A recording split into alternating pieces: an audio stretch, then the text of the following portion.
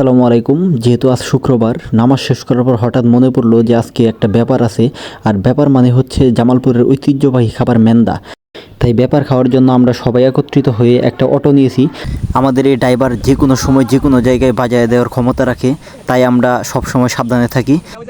যাই হোক, আমরা যখন ফাইনালি বাড়ির কাছাকাছি আসলাম, যেহেতু ব্যাপারটা আমাদের এলাকা থেকে 4-5 কিলোমিটার দূরে অবস্থিত, তো আপনারা দেখতে পাচ্ছেন এখানে কিন্তু অনেকগুলো মোটর সাইকেল এবং অনেকগুলো গাড়ি এবং কি প্রাইভেট কার দিয়েও কিন্তু আসছে এখানে ব্যাপার খাওয়ার জন্য। তো আমরা আমাদের গাড়িটা রাইখা আমরা চললাম যেখানে খাবার দিব সেই জায়গায় যাওয়ার সময় দেখলাম যে যেখানে রান্না করা হয়েছে সেই জায়গায় প্রচুর পরিমাণ গরম। মনে হচ্ছে যে এইমাত্র রান্না শেষ হলো। আর অনেকগুলো ডেকগুলো দেখে বোঝাই যাচ্ছে যে 5 থেকে 6 হাজার লোকের মতো আয়োজন হবে মনে হয়। পরবর্তীতে শুনতে পারলাম যে একটা গরু এবং একটা মহিষ জবাই করা হয়েছে এই মেন্দা ভাতের আয়োজন করার জন্য।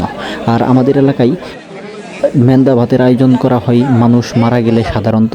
আর আমরা একটা জায়গা নিয়ে বসে পড়লাম। বসার পর কিছুক্ষণের মধ্যে আমাদের প্লেট এবং ভাত দেওয়া হলো এবং তারপর আমরা দেখলাম যে কতগুলো মানুষ হয়েছে।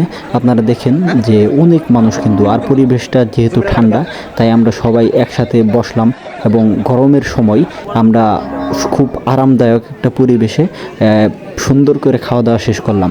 যেহেতু ভাত দিয়েছে, এখনও মেন্দা দেয় নাই, তাই আমরা ভাত খাচ্ছিলাম। পরে কিছুক্ষণ পরে মেন্দা দেওয়া শুরু করলো। আর মেন্দাটাই এত একটা টেস্ট, যারা খাইছেন না খাইলে বুঝবেন না। আপনাদের মাঝে কেউ জামালপুরের মেন্দা ভাত খেয়ে থাকলে কমেন্টে জানাতে ভুলবেন না যে এর স্বাদ কেমন ছিল। অবশেষে আমাদের মেন্দা দেওয়া শেষ করলো। আর এইখানে যেহেতু বিশাল বড় বড় লাইন, তাই আমাদের মেন্দা দিতেছে। সামনে দেয়া কিন্তু এখনও দিতেছে না, সামনে দেয়া কিছুক্ষণ পর দিব। আর আমাদের খাওয়া শুরু করলাম। তারপর দেখি যে সামনে দেয়া সহ মেন্দা দিতেছে। সামনে দিয়ে মেন্দা দেওয়া শেষ করলে পরে আমরা সবাই একসাথে খাওয়া শেষ করে একসাথে বের হব। আর জামালপুরের মেন্দা এত একটা টেস্ট, যদি আপনারা না খান তাহলে খুব মিস করবেন। আর দেখেন আমরা অনেক মজা করে খাইলাম।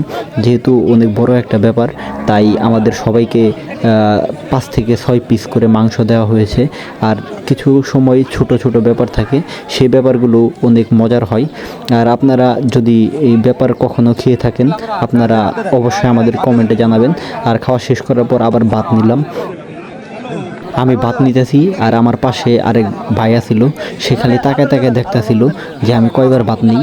কারণ ইতিমধ্যে আমি 3 থেকে 4 বারের মতো ভাত নিয়েছি। যেহেতু মেন্দাটা অনেক স্বাদ হয়েছে, তাই আর কি আলহামদুলিল্লাহ অনেক শান্তি সহকারে খাইলাম।